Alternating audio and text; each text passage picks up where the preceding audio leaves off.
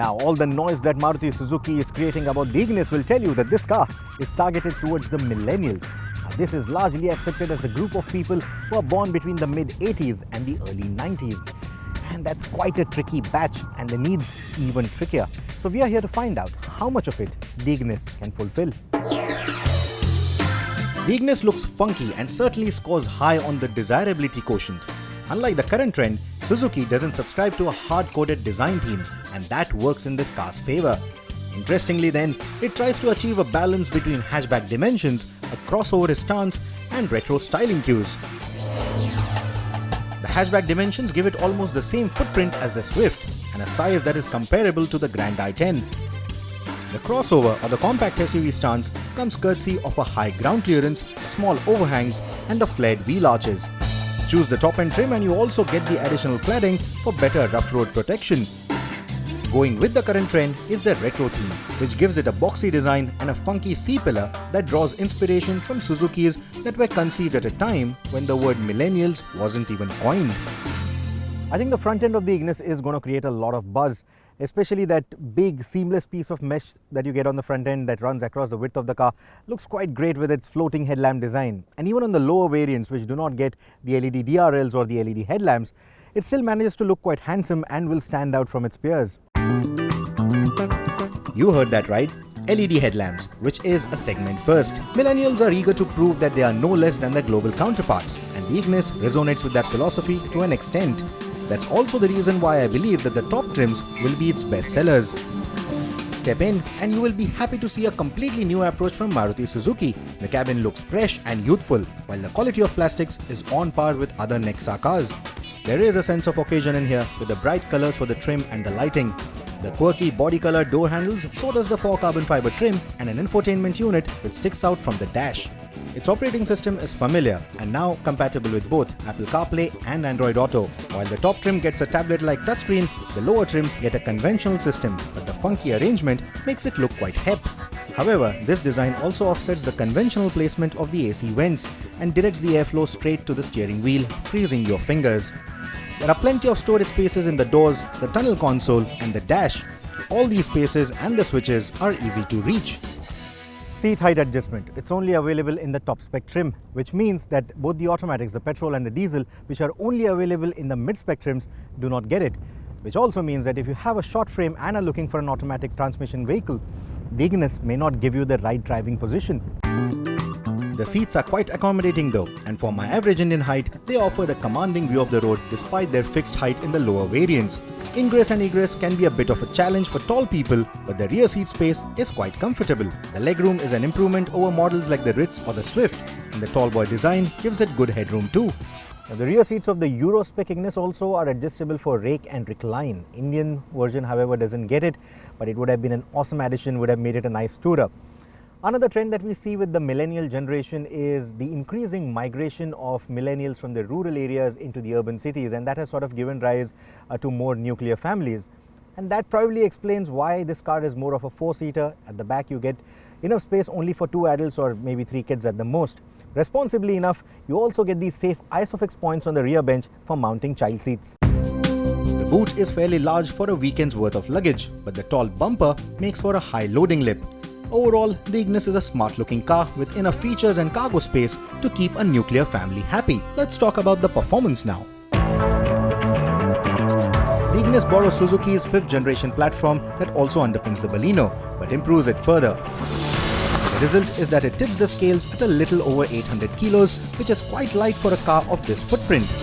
Now they say that millennials want instant gratification, instant jobs, instant promotion, instant dates by just swiping left or right, instant love, instant food, instant everything. You know what I mean. This car, however, may not subscribe to that philosophy, at least as far as the engines go. Both the petrol and the diesel do not give you instantaneous power. The petrol puts out all its power up top, so you really need to rev this engine to get anywhere. The diesel, well, it's a known fact with the multi-jet or the DDIS diesel motor, there is a fair amount of turbo lag. So till the turbos pull up to about 2200 to 2500 RPM, there is no punch. You just have to sort of live with that turbo lag. And it's only past that it gives you a good mid-range to play around with. So like I said, power isn't instantaneous. Power comes from either a 1.2 litre petrol or a 1.3 litre diesel, both of which we have seen in the Baleno and the Swift. These can either be specified with a 5-speed manual gearbox or a 5-speed AMT or AGS in Maruti Suzuki speak. No instant power, but neither of these engines are boring, and both have their own virtues. I'm so glad that Maruti decided not to use their favorite 1 litre K-series motor and go with the 1.2 instead. Now, it's natural for a car maker like Maruti Suzuki and a lightweight chassis like the Ignis to both come together and use a 1 litre motor, a frugal engine at that, so that they could claim some ridiculous fuel economy figures. Thankfully, they haven't done that. What you get instead is the sprightly 1.2 that you also get in the Baleno and the Swift. But in this lightweight chassis, it just feels so much more fun to drive. I love the way it races to its red line. I love the kind of sounds that it makes past the 5000 RPM mark.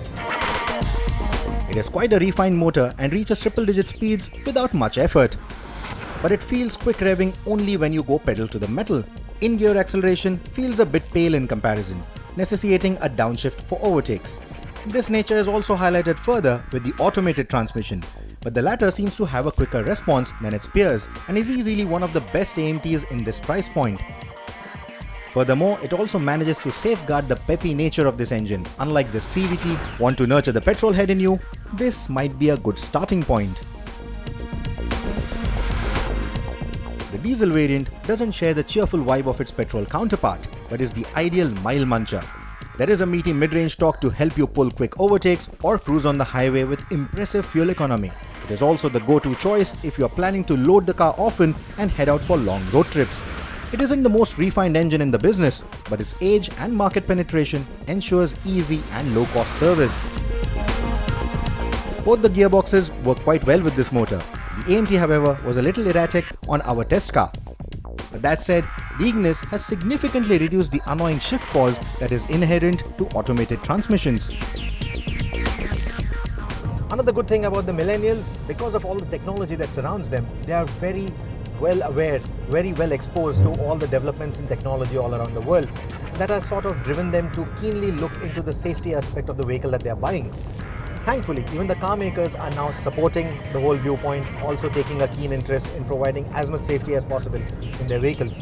The Ignis comes with standard ABS all across the range. You also get the front airbags as standard across all trims.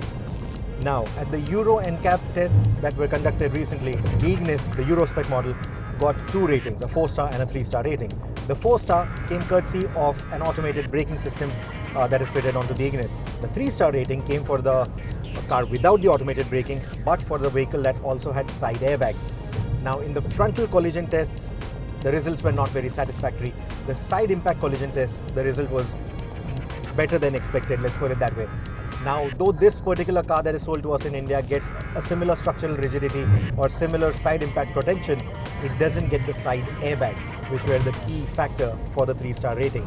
So that does raise questions on how safe the Ignis is despite the ABS and despite the airbags.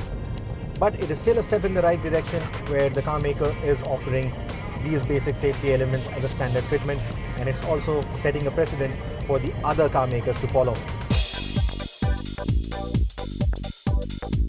No matter what variant you choose, the Ignis is a very well-mannered highway driver. High-speed stability, very good. Noise insulation is surprisingly good at highway speeds as well, as far as the road noise and the engine noise are concerned. Now, we know the multijet or the DDIS motor is a noisy operator, and Maruti has done an excellent job of filtering out all those noises. What they haven't managed though is filtering out the wind noise. Even at about 80 kilometers an hour, you probably are hearing all the wind noise that I am hearing inside the cabin. Apart from that, it's a nice place to be in. The only thing that is sort of a weak link for this vehicle is the steering setup. I used to love the steering on the Alto. I used to love the steering on the Swift.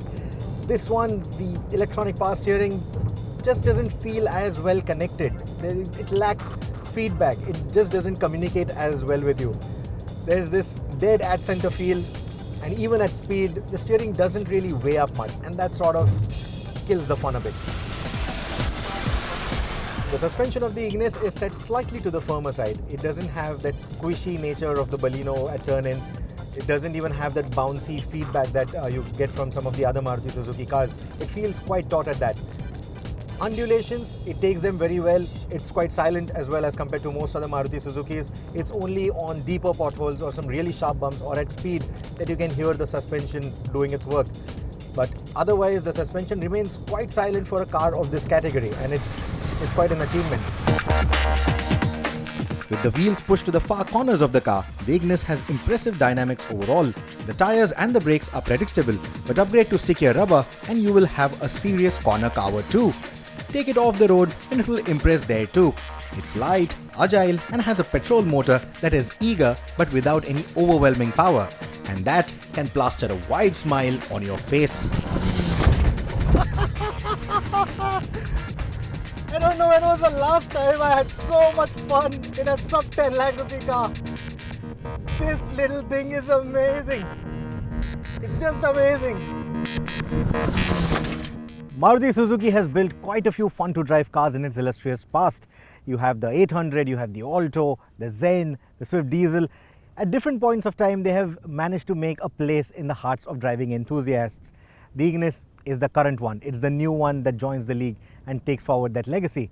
It's easily the slickest city car that Suzuki has ever built.